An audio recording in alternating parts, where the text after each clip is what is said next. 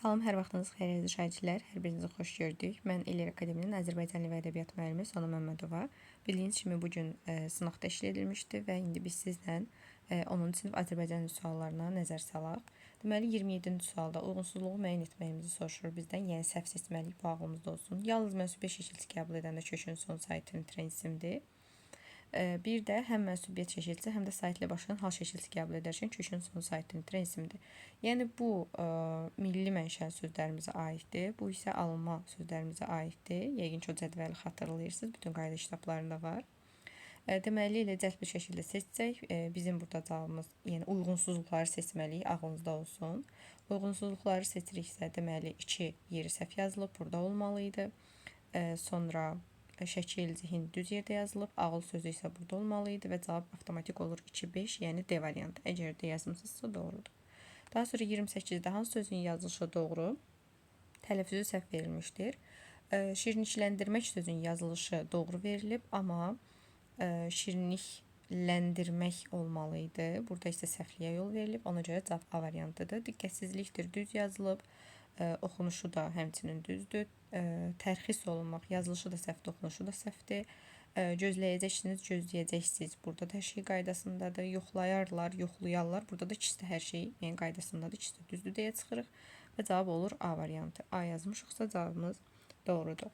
29-da. Burada isə uyğunluğu soruşur bizdən. Yun papaq ifadəsində ikinci sözü darayır ifadəsi ilə əvəz etsək, ilk sözünün itki səslə mənsubluğu dəyişər. Xeyr. Yun papaq deyəndə bu sadəcə sifətləşmiş isimdir, amma isimdir. Yun darayır deyəndə də ki, sifətləşməmiş isim olacaq. Yəni əsas odur, ikisində də isim olmuş olacaq. Ona görə də mənsubluğu dəyişər sözü yanlışdır. Buna minus qoyuruq və 1 olan variantları avtomatik çıxmalıyıq biz. Yazıldı, pozuldu sözləri yalnız feilin məhsul növündə düşünmək olar. Yazıldığını bəli, yalnız məhsul növündə düşünmək olar, amma pozulduğunu, məsələn, o pozuldu desək, yanlış yollara getdi desək, onda qayıdış növdə də düşünmək olar. Ona görə bu səhvdir, ona görə götürmürük, bundan da işimiz yoxdur. Sonra iti qaçışı ilə seçilir düzülməsində 4 müxtəlif hissəsinin işləndiyini əminliklə söyləmək olar. Xeyr, əminliklə söyləmək olmaz. Niyə? Çünki iti sözünü iki cür burada başa düşə bilərəm. Bir, iti qaçış, necə qaçış, sifət kimi düşünə bilərəm. Bir də ki, onun iti isim kimi qaçışı ilə seçilirdi. Yəni it heyvan mənasında. Ona görə də əminliklə deyə bilməyəcəyik. Səhvdir, amma səhvin altına verib düzdür, 3 götürərəm. Sonra belə danışma ifadəsindəki ikinci söz danışıqlar ifadəsi ilə əvəz etsək, ilk sözünün itki səslə mənsubluğu dəyişər. Xeyr, bunu dəfələrlə dərslərimizdə də demişik. Belə sözü hər iki halda əvəzli olmuş olacaq. Sadəcə burada zərfi əvəz eləmiş əvəzli olur. Burada isə sifət əvəz eləmiş əvəzli olur. Amma əsas odur, ikisində də əvəzlikdir. Yəni itki səslə mənsubluğu dəyişmir, səhvdir. Amma səhvin altında verib düzdür və cavab olur 3-4, yəni Y variantı. Əgər Y yazmısınızsa cavabınız doğrudur. 30-da hansı variantda feilin xəbər şəklində işləmiş nümunə yoxdur? Yəni xəbər şəklində işləmiş feil olmasın. Daş qəlbli insanları neylərdin ilahi? Bizdə bu soyuqqanları neylərdin ilahi? Burada uşaqlar ümumiyyətlə feil yoxdur. Burada feili əvəz edən əvəzlik var. Yəni nə edərdin, nə eləyərdin? Ona görə də elə avtomatik cavabımız bu olmuş olur. Eş sözündən əmin özündən razı, yalanı söylədin. Keçmiş zaman şəkilçisi var, xəbər şəklindədir. Sonra gedərmi, gələcək zaman şəkilçisi var. Bilmədi, keçmiş zaman şəkilçisi var, xəbər şəklindədir. Sonra car olur, indiki zaman şəkilçisi var. Burada da xəbər şəkli var. A yazmısınızsa doğrudur. 31-də cədvələ əsasən uyğunluğu müəyyən etməyimizi soruşur. İcbar növdədir, əlbəttə ki, tikmək, tikdirmək icbar növdədir, gəzdirmək yox, yazdırılmaq yox, çünki məhsul növdədir. Feil bir gəliş növdə işlənib, güləşmək bir gəliş növü şəkilçisi yoxdur. Sonra həm də ki, olsaydı belə qarşılıq növdə idi, amma nəysə, onsuz da şəkilçisi yoxdur deyə bu məlum növdə olmuş olacaq. Sonra gülüşmək, aha, bəli, doğrudur, bir gəliş növdədir. Büzüşmək də, büzüşmək yəni bir yerdə olan bir şey olmadığı üçün, bir gəliş növü xüsusiyyəti olmadığı üçün götürə bilmirik və cavab olur 1-5, yəni Y variantı yazmısınızsa doğrudur. Daha sonra 32-ci sualımızda sifətlərdən biri quruluşuna görə digərlərinə fərqlənir. Çoxdankı düzəltmə, əvvəlki düzəltmə, sırağa günkü düzəltmə, dünənki düzəltmə. Amma o günkü mürəkkəb. Yəni burada 2 kök var. Ona görə də mürəkkəbdir və cavab D variantıdır. 33-də hansı nümunədə say işlənməmişdir? Bir sıra təlim proqramları var. Bir neçə dəyişiklik var. Biraz əlavə vaxt var. Azdır var. Neçə ildən sonra biz də o məqama çata bilərik. Burada say yox, sayın sualı var. Ona görə də cavab Y variantı. Yəni bu sual əvəzli idi. 34-də cümlədəki, daha doğrusu cədvəldəki doğru nümunələr müəyyən edin. Deməli, hansı cümlədə və yaxud da cümlələrdə bir söz həm yalnız qrammatik mənası olan, yəni köməkçinin hissəsi kimi, həm də əsas hissəsi kimi düşünülsün. Əhməd şəkil karandaşla çəkdi. Burada iki cür başa düşə biləcəyimiz bir şey yoxdur. Mən belə şagirdləri anlamaqda çətinlik çəkirəm. Bax, burada var. Belə sözünü əvəzlik kimi də düşünə bilərik. Mən belə şagirdləri. Bir də var ki, mən belə. Yəni, hətta mən də. Bu mənada isə ədat olmuş olur. Yəni, bunu əvəzlik və ədat kimi düşünə bilərik. Ona görə də ikini götürürük. Düzü, mən bu işə qol qoymaq istəmirəm. Burada ancaq ilə modal söz kimi düşünülür. İki cür düşünmək olmur bunu burada. Ona görə hələ ki ikini götürmüşük. İki olmayan variantları avtomatik çıxırıq. Hansı cümlədə yalnız qrammatik mənası olan söz, yəni köməkçinin hissəsi, başqa cümlədə əsas hissəsi kimi də işlənsin. 2 gün sonra, yəni 2 gündən sonra burada qoşmadır, amma biz bunu başqa cümlədə zərf kimi də düşünə bilərik müstəqil şəkildə. Ona görə cavabımız 2-4 olur avtomatik, yəni Y variantı. Elə sözdən inciməzlər, burada heç köməkçinin hissəsi yoxdur, əvəzlik kimi işlənib. Artıq tamah baş yarar, necə tamah, artıq tamah, burada da köməkçinin hissəsi kimi işlənməyib. Ümumiyyətlə köməkçi yoxdur burada. Ona görə də cavab olur 2-4 Y variantı. Bu tədris ocağının ərsəyə gəlməsinə neçə fədakar gənc müəllim. Burada nə ilə davam elətdirmək olar? Ağ yuyub qara sərmək mənfi mənadadır, əlbəttə ki, yox. Əlindən gələn əsirgəməmişdi, düz. Əlini ağdan qaraya vurmamışdı, heç eləməmişdi deməkdir, amma yəni mənaca uyğun gəlmir. Gecəsini gündüzə qatmışdı, yəni çox çalışmışdı. Bu da düzdür, 2-4. Cavab olur D variantı. D yazmışsa doğrudur. Sonra ardıcılığı müəyyən edin. Məstər, feil, sifət, feil bağlama. Azadlıq ifrat dərəcəyə çatdıqda. Dıqda feili bağlamadır. Biri yazırıq onun qarşısına. Bəzən insan özünün qoyduğu dıq plus mənsubiyyət, feil, sifət yazırıq feil, sifətin qarşısına. Dolaşıq danışmağı, maq-məq, məstərdir, qoyuruq bunun qarşısına. Ardıcılıq oldu 3-2-1. 3-2-1 variantımız C variantındadır. Ona görə də 36-da cavab olur C. Daha sonra mətnə. Mətni yəqin ki, hər biriniz oxumusunuz. Ona görə də birbaşa deməli keçid eləyək suallara. 37-ci sualda deyək ki, mətnə əsasən cədvəldəki uyğunsuzluqları, bu ağlımızda olsun, uyğunsuzluqları seçməliyik. Deməli, Salsalın öz qızının ağlına və bacağına olan güvəni böyükdür. Bu düzdür, düzün altında verib, ona görə də doğrudur. Birləri çıxırıq. Salsal ərəblər arasındakı döyüş şəhər üzərindən kənarda baş verir. Buna diqqət yetirmirsinizsə, burada qoşunla bunlar qarşılaşır, sonra çox davam gətirə bilmir və təzədən şəhər üzərinə tərəf çəkilirlər. Deməli, döyüşə qədərki hissədə şəhər üzərində deyildilər.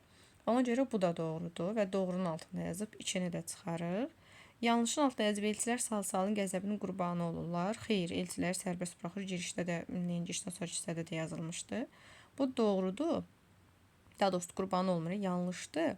Yanlışın altında verib, ona görə də doğrudur. 3-ü götürərik, cavabımız artıq bəllidir. Salsal ilə qızı mehriban dolanırdılar. Bəli, bu düzdür, mehriban qızım deyirdi, amma yanlışın altında yazıb səhvdə 4-ü çıxarıq. Ərəb qoşununa xəlifə özü şəxsən başçılıq edirdi. Ehtimal eləyə bilərik, çünki ordusuyla bir yerdə orada dayanmışdı. Bəlkə elə ordusuna da özü başçılıq eləyirmiş. Ona görə də cavab olur Y variantı. Burada 6-da Zərəngiz əmmallığı, yəni falçılığı uşaq yaşlarından öyrənmişdi. Əslində bu da ehtimaldır. Sayıcı variantlarda yoxdur deyə, yəni bunu necə sayırıq, amma 3-5-də onsuz da variant çox rahatlıqla tapılır. Sonra 38. Hansı cümlədə mətndə üçbucaq şəhəsi qoymuşsa, hansı cümləni, daha doğrusu mətndə üçbucaq şəhəsi qoymuşsa artırma olmaz. Görək üçbucaqda nədən danışır uşaqlar? Deyir, Salsalın qoşunu çox davam gətirə bilmir. Yəni, qoşunlar qarşılaşır, bunun qoşunu davam gətirə bilmir. Görək, arasına nə yazsaq olmaz. Qanlı döyüş başlayır, olar. Qılınclar havada oynayır, olar. Qan su yerarına axır, olar. Ağ bayraq qaldırsaydılar da bunun dözməyi olmazdı da. Ağ bayraq o demək ki, yəni bunlar sülhlə razılaşırlar. Xeyr, müharibə gedir orada. Ona görə də D variantıdır. Burada da həmçinin müharibə səhnəsinə uyğundur. Cavab D variantıdır. 39-da mətndəki dialoqlarla bağlı yanlış fikir. Yəni, siz dialoqlara baxmalıydınız ancaq. Dialoqlarda bax bu trey olanlara nəzər sala bilərdiniz ki, görək kim nə deyib. Deməli, obrazlardan birinin dilindən hücum əmri verilir. Xeyr, dialoqlarda bunu görməmişik. Bu yanlış, yenə deyirəm, dialoqlarda. o danışıqlarda, yəni dialoqlarda biz bunu görmədik. Kim seçməsə desin ki, get qoşun hazırla. Bir obrazın dilindən eyni məlumat 2 dəfə verilir. Bəli, bu var. Daha doğrusu biz yanlış fikir seçirik. Bircə dəqiqə, deməli yanlış fikirlər seçməliyik. Aha, bu yanlışdır. Bir obrazın dilindən eyni məlumat 2 dəfə verilir. Bu doğrudur. Bilirsiniz niyə? Burada qızın dilindən 2 dəfə ərəblər qalib gələcək söhbəti keçir. Baxın, yuxarıda da ərəblər bizə qalib gələcək, aşağıda da deyir. Ona görə bu doğrudur. Bir ərazinin etimologiyası haqqında məlumat verir. Etimologiya mənşəyi deməkdir. Yəni ərazinin adının mənşəyi, yaranması və s. Burada elə bir şey hansısa dialoqun dilində yoxdur. Obrazın verdiyi cavabda çarəsizlik duyulur. Qızın verdiyi cavabda çarəsizlik var idi. Obrazın sualında narahatlığa hiss olmuşdur. Bəli, şahın sualında narahatlığa hiss olmuşdur. Cavab olur. Yanlışı seçdiyimiz üçün 1-3, yəni B variantı. B yazmısınızsa cavabınız doğrudur. 40-da mətndə tünd rəqə verilmiş hansı ifadə ilə başlayan cümlədəki bütün sözlər həqiqi mənadadır. Bunu məncə hamınız çox rahat seçmisiniz. Cavab B variantıdır. Yenə də elə belə baxaq. Bununla belə sözündə, daha doğrusu bu cümlədə deməli, qəzəbini cilovlamaq bu məcazidir. Sonra qalib gəlmək frazeolojidir. Bu məcazidir. Sonra bulaq əmələ gələr, əmələ gəlmək bu məcazidir. Yəni hamısında məcazilik var, amma ərəblərin qoşunun qarşılaşması qarşılaşırdı. Yəni bu məcazilik deyil. Ona görə də bunu digərlərini götürmüş. Cavabı B variantı. Sonra 41. Hansı plan bəndi mətnin digərlərindən fərqli tərkib hissəsinə aiddir? Rəmlin verdiyi bədxəbər, deməli bu əsas hissəsinə aiddir. Qorxu yaradan görüntü, bu da əsas hissəsinə aiddir. Qoşunu görüb şah qorxur. Gözü kəlləsinə çıxan xəlifə. Gözü kəlləsinə çıxan xəlifə, fikir vermisinizsə, xəlifənin mat qalması neçə hissədədir? Ona görə də bu nəticəyə aiddir və cavabımız elə C variantı olur. Yəni 41-də C yazmısınızsa doğrudur. Təhdid dolu təklif əsasdadır. Öz qeyri-adi bacarığına inam qızı nəzərdə tutur. Bu da əsasdadır. Sonra mətndə nöqtələr qoymuş hissəni ilə tamamlayın ki, hadisə və ya əlamət olduğundan daha qabarıq və şişirdilmiş şəkildə ifadə olunsun. Uşaqlar, yuxarı qayıtmıram. Amma biz nə yaza bilərik ora? Oranı oxuyanda elə avtomatik bərpa olunur. Məsələn, o qədər qoşun elə yığılmışdı ki, elə çox qəşəng belə tamamlaya bilərik ki, iynə atsan yerə düşməzdi. Bax, çox qəşəng mübaliğə. Yəni bizə burada nə lazımdır? Qabarıq və şişirdilmiş şəkildə göstərək. Mübaliğə lazımdır. Yəni əgər sənin də ağlına bu məzmunda və yaxud da buna uyğun hər hansı bir şişirtmə gəlibsə, mübaliğə gəlibsə, onu yazmısansa doğrudur. Amma belə təşbih falan yüngül şeylərdən istifadə eləmisənsə, yox. Bizdən sırf qabarıqlıq, şişirdilmiş məna istəyir. Yəni sırf sən bu sualda əgər mübaliğə yaratmısansa, yəni mübaliğədən istifadə eləmisənsə doğru olacaq cavabın. İstifadə eləməmisənsə yanlış olacaq. Məsələn, elə ən gözəli bunu yazmaq olardı ki, qoşunun çoxluğunu həmişə deyəndə deyirik, iynə atsan yerə düşməzdi. Şişirdir də, yəni. Elçiyə zaval yoxdur ifadəsini mətnlə əlaqələndirərək yazın. Bunu bura sığmayacaq, şifahi deyirəm, diqqətli qulaq asıb yoxlaya bilərsiniz. Elçiyə zaval yoxdur nə deməkdir? Yəni elçiyə ziyan yoxdur, belə deyək də, elçiyə zərər gəlməz. Məsələn, hətta zaval o vaxtlar girov mənasında da işlənilib ki, yəni elçini girov götürməzlər də, elçinin günahı yoxdur axı, o sadəcə xəbər gətirib. İndi sən də bunu ondan əlaqələndirməlisən. İndi mən nə deyirəm? İndi dediyim hissə sırf cavabdır. Məsələn, nə yazmaq olardı? Yaza bilərdik ki, şah elçinin gətirdiyi məktubları oxuyanda, hirsi başına vursa da, qarşısındakının elçi olduğunu unutmur, qəzəbini cilovlayır, onlara zərər vermədən, girov götürmədən məktub verib yola salır. Çox qəşəng ifadə elədiyimiz bir cümlədir, məsələn bu. Bunu mən, yəni sırf bu hissədən faktlara əsaslanıb seçirəm. Bir dəqiqə hardaydı, baxın. Görürsünüz, fikir edirsə cümləmdə bu cümlələrdən, mətndəki bu faktlardan istifadə elədim. Yəni, əgər bu məzmunda yazmısınızsa, cavabınız doğru olmuş olacaq. Sonra 44. Mətndə nömrələnmiş cümlələrdə hansı psixoloji vəziyyətin ifadə olunduğunu deyin. Uşaqlar, qayıtmıram, onsuz da siz özünüz orada bilirsiniz. Birincidə əsəbləşmə. Sonra ikincidə o qorxmuşdu. Ona görə qorxma. Üçüncüdə isə təəccüblənmə, mat qalma söhbəti olmalı idi. Ona da yaza bilərik, təəccüblənmə. Əgər bu psixoloji vəziyyətləri yazmısınızsa, cavabınız doğru olmuş olacaq. Sonra 45. Mətndə çərçivə daxilinə verilən sözə əsasən cədvəli doldurun. Sözün mətndəkindən fərqli mənası həmin mənada cümlədə də işlədilməsi. Çərçivə daxilinə verilmiş söz 3 günə şəhəri alacaqlar. Şəhəri almaq burada işğal etmək mənasındadır, düzdürmü? İndi biz işğal etməyi yazmırıq. Biz nə yazırıq? Başqa almaq sözünü başqa hansı mənalarda işlədə bilərik, onu yazırıq. Məsələn, almaq sözünü biz işlədə bilərik sahib olmaq mənasında. Məsələn, yaza bilərik sahib olmaq mənasında. Cümlədə də işlətsək, yaza bilərik ki, özümə yeni kitablar aldım. Və yaxud da sahib olmaq yazmasanız da pul verib nəyisə satın almaq, belə də yaza bilərdiniz. Məsələn, özümə tutalım yeni kitablar aldım. Bu bir, deməli pulla nəyisə almaq, sahib olmaq. Sonra başqa almaq sözünü nə mənada işlətmək olar? Məsələn, əldə etmək mənasında ola bilər. Əldə etmək. Necə əldə etmək? Qarşısına nümunə ona aid yazsa. Məsələn, bu iki maddəni qarışdırıb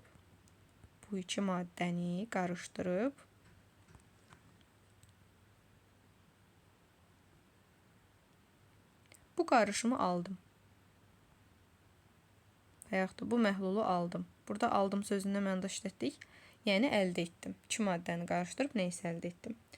Və yaxud da hətta götürmək mənası da ola bilər uşaqlar. Məsələn, dərs götürdüm. Bax, belə də yaza bilərdiniz. Yəni, buna oxşar nələrsə yazmışsa başqa mənada doğru yazmışsınız. Sonra 46. Altından xətt çəkilmiş sözlərin qarşılığını, yəni ifadə etdiyi mənanı müəyyən edin. Rəmmallığa yazmalıyıq, falçılıq. Siz onu usta mətnin məzmunundan tuta bilərdiniz ki, yəni təxmin eləməklə nəyisə tapırsa falçılıqdır da. Ürəyi ayağının altına düşmək, qorxmaq, bərk narahat olmaq. Qorxmaq, bərk narahat olmaq. Sonra davam gətirə bilmək, dözmək. Əlbəttə ki, mətndə də həmin cümləni oxumalısınız. Ora yoğunlaşır. Tab gətirmək. Deməli, bu şəkildə yazmışsınız, doğrudur və yaxud da buna oxşar sözlər. Sonra keçirik növbəti mətnimizə, Kobalt mətninə. Yəqin ki, bu mətndə oxumusunuz. Elə isə keçək suallara. Mətn neçənci abzasları Kobaltın müasir həyatdakı rolundan və önəmindən bəhs edir. Rolu və önəmi, bax elə biri budur, tippdə böyük rol oynayır, dördüncüdə. Bir də üçüncüdə də sənaye əhəmiyyətli bir çox ərintiləri kobaltdan alırlar. Həmçinin kəsici alətlərin hazırlanmasına tətbiq edilir. Elə bu da roldur da. Ona görə də üçüncü və dördüncü seçməliydik. Yəni cavab olur Y variantı. Sonra 48-də mətndə bu haqda məlumat yoxdur. Astma xəstəliyinin sağalmasında kobaltın rolu var. Xüsusi kobalt pul əldə etmək üçün yalnız kobaltdan istifadə olunur. Bəli, orada faizlərlə hətta vermişdi, necə istifadə olunur. Bütün kobaltlar təbabətdə radiomen əvəz edə bilmir. Bəli, 60 çəkisi 60 olanlar əvəz edə bilirdi. Bu da doğrudur. Kobaltın kəşfi ilə bədxassəli iş tarixə qovuşdu. Tarixə qovuşmadı. Yəni ləğv olmadı, yox olmadı. Sadəcə olaraq müalicəsində fayda görüldü. Ona görə də D variantıdır cavab. Məişət avadanlıqların hazırlanmasında kobaltdan istifadə olunur. Bəli, o kəsici alətlərdə, bıçaqlarda falan elə bir şeylər yazmışdı. Ona görə doğrudur. Mətnə əsasən birini müəyyən etmək mümkün deyil. Kobaltla dəmirin oxşarlığı, sırf dəmirə oxşar xüsusiyyəti verilmişdi var. Kobaltın etimologiyası, bəli, yanan nə mənasını verirdi, o da var. Girişdən sonraki hissədə. Kobaltın rəngi, ondan da geniş yazılmışdı neçə hissədə. Kobaltın ən çox olduğu yerlər, harda rast gəlinir, ən çox bilmirik. Mətndə yoxdur. Kobaltın daha çox yayılma şəkli. Bu bilirsiniz hardadır? Hansı şəkildə yayılır daha çox? Arsen və kükürtlü birləşmələr şəklində təsadüf edilir. Bax, bunun da cavabı buradadır. Sonra mətndə tünd şriflə verilmiş sözün qarşılığı hansı sözlə başlayan cümlədə işlənilib? Tünd qəlpəyə verilmiş söz xassəsə sözüdür. Maqnitlənmə xassəsinə. Xassə sözünü də burada görək hansı cümlədə var. Elə burada atom sözündən başlayan cümlədə baxın. Atom çəkisi 60 olan kobalt müəyyən xüsusiyyətlərinə görə xüsusiyyət və xassə.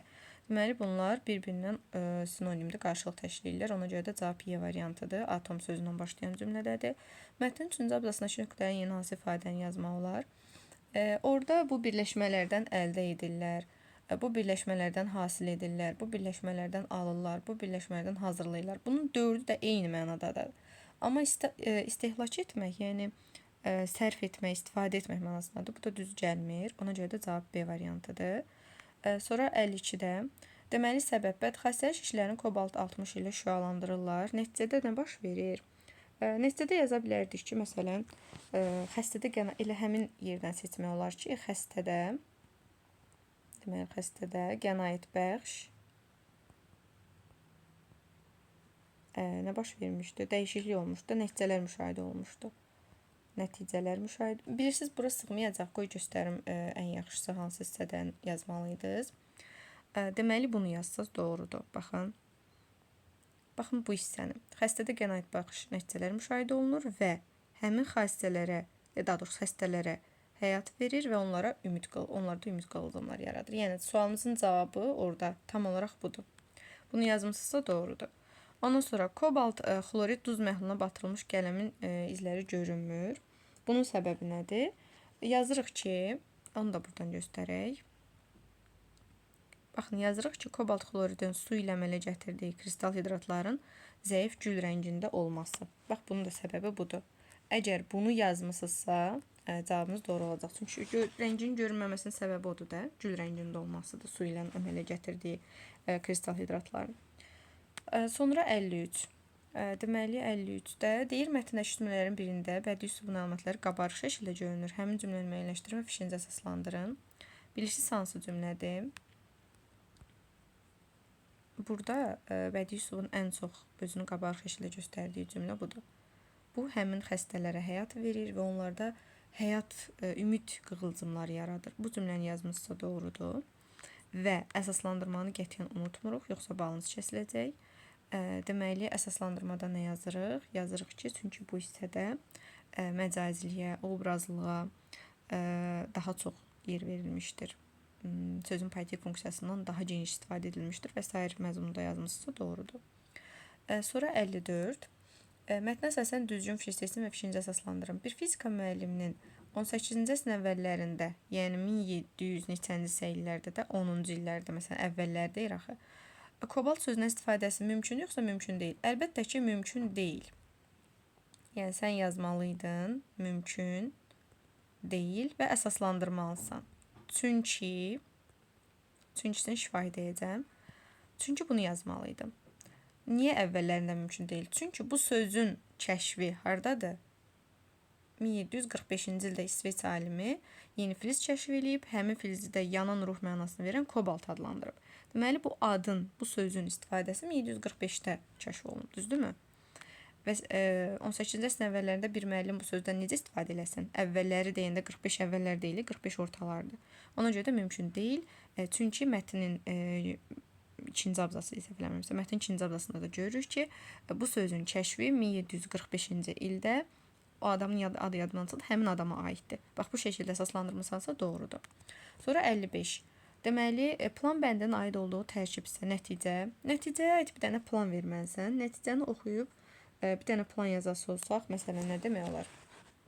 Yazma olar kobalt xloridin susuz halda və su ilə əmələ gətirdiyi rəng. Baxın, deməli, bura nə yazdıq? Kobalt xloridin susuz halda və su ilə əmələ gətirdiyi rəng. Bu da oldu qəşəng bizim planımız, yəni həmin nəticəsini tam əhatə eləyir. Sonra qızıldan qiymətli rəng. Qızıldan qiymətli rəng hardaydı? Qızıldan da daha dəyərli olması. O, deməli, giriş hissədə olmalıydı. Mən yenə də bir dənə dəqiqləşdirək. Bir dənə əsas hissəyə keçid olar. Bu rəng çox bahaydı. Giriş hissədədir elə. Deməli, yazmalıydın bura giriş hissə. Yazırsan bura giriş. Bir də burada bir boşluq var. Burada əsas hissəyə aid bir şey yazağında. Deməli, giriş və nəticə varsa əsasa yazmalıyıq da. Əsasa aid nə yaza bilərsən? Əsasa aid də ən çox nədən danışırdı? Məsələn, yazma olar yeni bir filizin kəşfi. Əsasdan istədiyiniz şeyi seçə bilərsiniz. Yeni filizin kəşfini yazdım məsələn mən. Əsas odur, əsas hissədən seçin ha. Sonra 56. Mətndə çərçivədə verilmiş sözlər əsasən aşağıdakı cədvəldə olur. Çərçivədə verilmiş sözlər hansı funksiyada olması və mətndəki fərqli funksiyası. Deməli, çərçivədə verilmiş sözümüz biri rol oynayır. Əlbəttə ki, bu məcazidir, ona görə poetik funksiyadadır. Rəng isə informativ funksiyadadır. Deməli, poetik, birinci poetikdir. Sözü təzədən bura yazmıram. İkinci informativdir. Və bunu digər funksiyada necə işlədək? Yəni, digər funksiyada necə işlətmək olar? Məsələn, oynayır sözünü deyə bilərəm ki, uşaq top oynayır. İnformativ funksiyaya çevirdim. Sonra digərini desək, yəni informativ funksiyadaydı. O birisi məcazi mənada və yaxud da terminoloji funksiyada işlədə bilərik. Uşaqlar, range sözü terminoloji funksiyada da işlənə bilər. Sonra poetik funksiyada da işlənə bilər də. Hansını yazsaz düz olacaq? Əsas odur düzgün yazasınız. Məsələn, terminoloji funksiyada yazsaz, qabağını onu da belə yazaq. Terminolojidə necə ola bilər range sözü? İndi onu deyirəm, da yazmıram. Yazma olar ki, range muğam şöbələri arasında ifa olunan instrumental piyesdir. Bax, burada range'in musiqiyə aid termin olduğunu bilmirsinizsə də bilin. Burada onun tərifini verdim və terminoloji funksiyada işlətdim. Və yaxud da, məsələn, poetik funksiyada necə işlətmək olar? Poetik funksiyada işlədə bilərik ki, el ağzında bir sözün 100 rəngi var. Yəni 100 çaları var mənasında, məcazi mənada və yaxud da hətta hiylə mənasında da işlənir rəng. Hətta onu da yaza bilərdiniz. Yəni bu şəkildə yazmısınızsa cavabınız doğrudur və suallarımız bitdi. Rəylərdə neçə düz yazdığınızı qeyd eləyərsiniz. Çox maraqlıdır bu sınaqdan. 30-30 və yaxud da 29-28 yazanlar varmı? Fikirlərinizi bildirməyi unutmayın. İnşallah növbəti videolarda görüşərik. Hər birinizə bol-bol uğurlar arzu eləyirəm.